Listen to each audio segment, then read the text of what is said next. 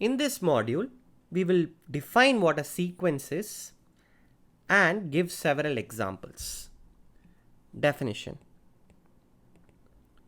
A sequence is a function f from natural numbers to r. That's it. Probably the shortest definition you have seen. Even the definition of empty set was slightly bigger, I believe. So, we will be studying sequences. This notation, this functional notation is not always convenient. So, usually the simplest way to describe a sequence is to just list out the elements as x1, x2, x3, dot dot dot, or a1, a2, a3, dot dot dot.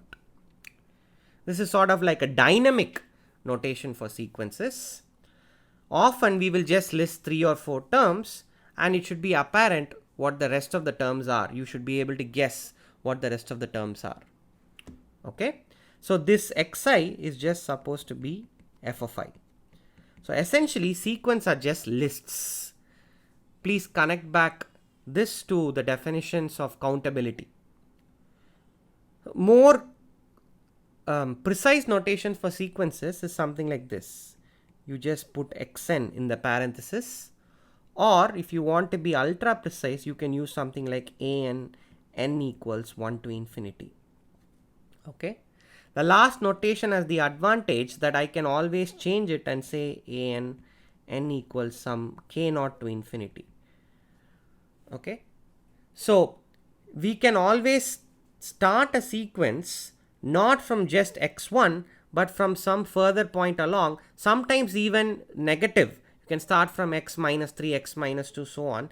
These are minor modifications to the definition of a sequence, so we will not be ultra precise in defining them. However, we might occasionally use such sequences which do not begin at x1. Okay. So we will from in the future we will just use any one of these notations for our sequences. Now, sequences are very important in analysis because many of the major concepts of analysis, including limits, continuity, differentiation, integration, and even sum of infinite series, can all be phrased in terms of sequences. So, our objective is to study what it means for a sequence to converge to a particular number or approach a particular number or limit of a sequence to be a particular number. Before we get to that, it's always good to see lots of examples. Usually I recommend we see 7 examples at least, simply because 7 is the smallest number that a random person on the street may not be able to identify whether it's prime or not. Please don't test it in the real world. This is just my personal experience. Let's just see some examples of sequences. Example 1.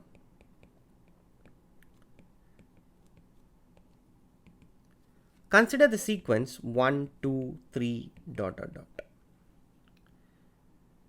So if you want to be ultra precise, this is the sequence defined by f of n equal to n or n running from 1 to infinity, or I'm going to be done here. I'm not going to belabor this anymore. So this is a sequence of real numbers that is ever increasing. Clearly, it does not tend to a point on the real line. But in an intuitive sense, this sequence seems to converge to the point infinity, though infinity is not a point on the real line. We will see more about such sequences. These are sequences that diverge to infinity. We will study these sequences also. But that's not the central point of the course. So let me give another example which is more relevant. Consider the sequence 1, half, 1 by 3, 1 by 4, and so on. This is just the sequence xn equal to 1 by n. Okay. Sometimes we shall be even more loose and just say the sequence 1 by n. Sometimes we will just say the sequence 1 by n. Okay. Now this sequence is ever decreasing. Not only is it ever decreasing, it seems to be approaching or limiting to the point 0, the number 0. We will make precise what this means soon. Let's just twist this example a little bit. Let's consider 1 minus 1 by n, the sequence 1 minus 1 by n. The terms look like 0, half, 2 by 3, 3 by 4, and so on. Okay? This is a sequence that is ever increasing and seems to converge to the point 1. Okay? Now let's twist example 2 again and consider this sequence. Example 4, which is the sequence minus 1 power n by n. How does this sequence look? Well, the first term is minus 1, then it's plus half, then it's minus 1 by 3, then it's plus 1 by 4, and so on.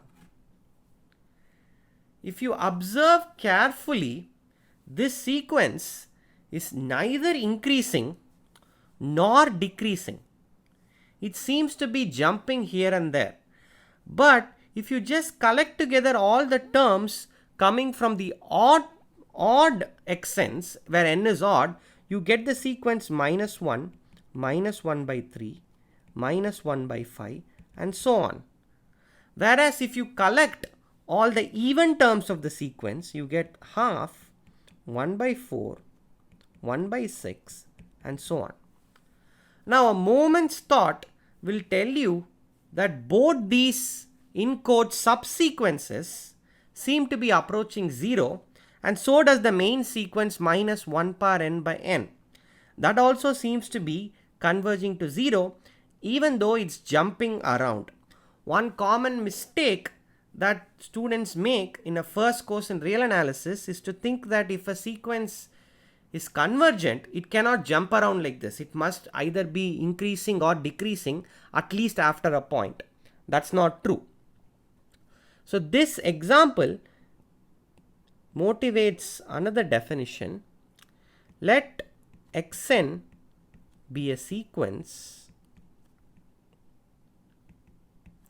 Let sigma from natural numbers to itself be an increasing function.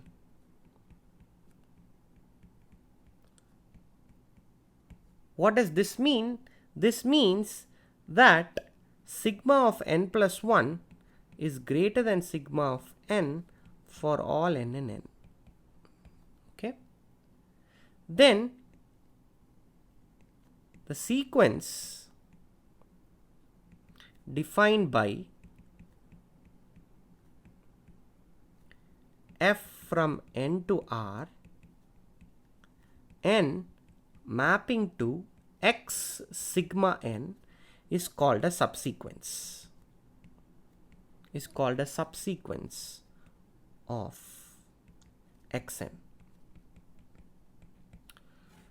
So if you think about this definition, all it's saying is that a subsequence is nothing but terms selected from a sequence but in order. You can ignore some terms, but you will have to go in the same order. You cannot change the order of the terms appearing in a subsequence. So another way to think of a subsequence is like this.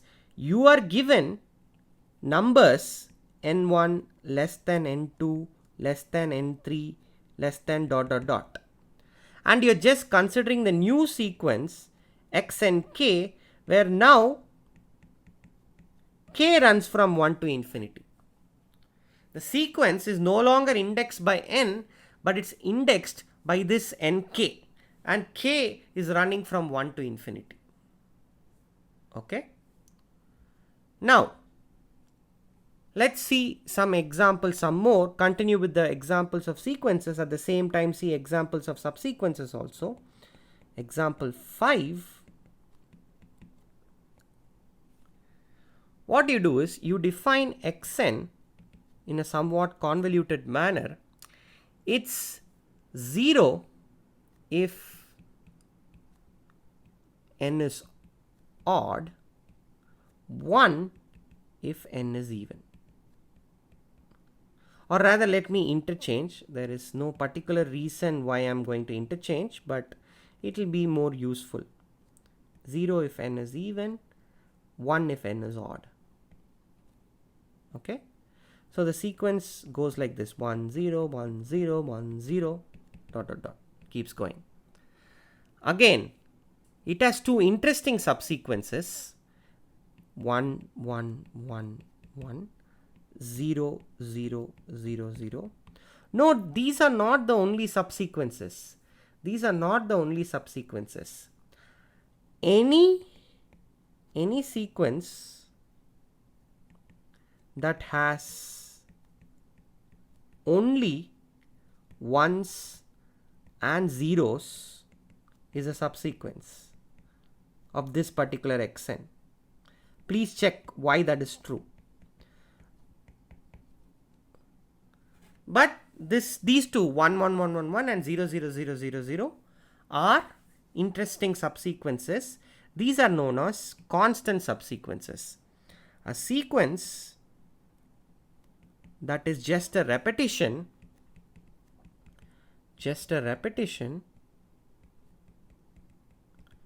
of a single constant is called a constant sequence. Not a very creative name, but at the same time, no need to be creative when it's not needed. Okay, now let's see some complicated examples. Example: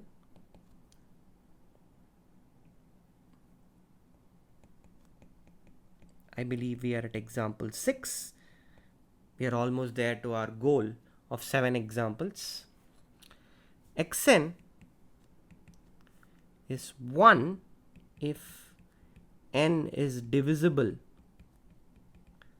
by 10, 1 minus 1 by n otherwise.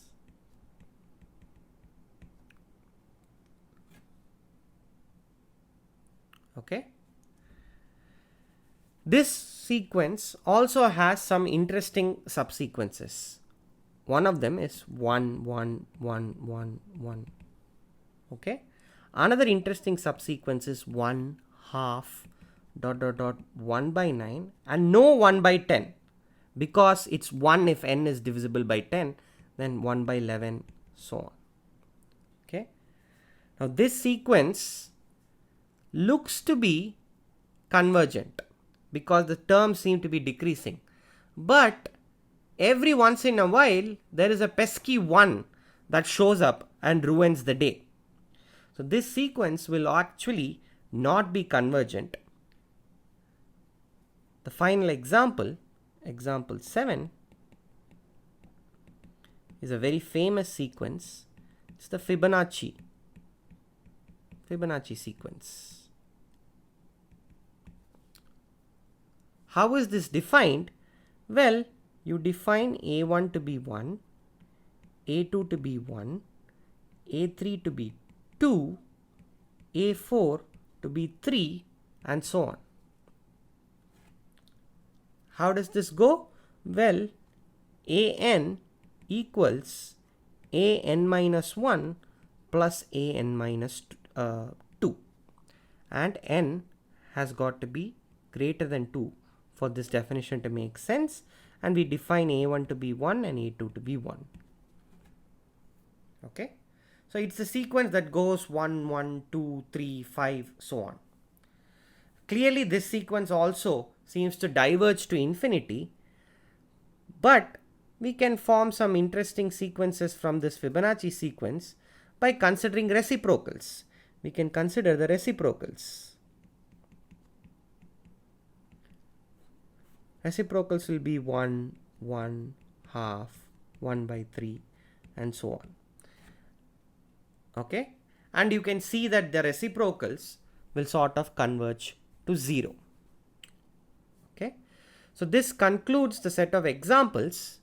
From the next module, we will define convergence, And we will solve many examples, find the sums, find the limits, then find the sums of series, show that a particular sequence is not convergent, show that a particular sequence diverges to infinity, so on and so forth. We will solve plenty of problems. This is a course on real analysis, and you just watched the module on the definition of sequence and examples.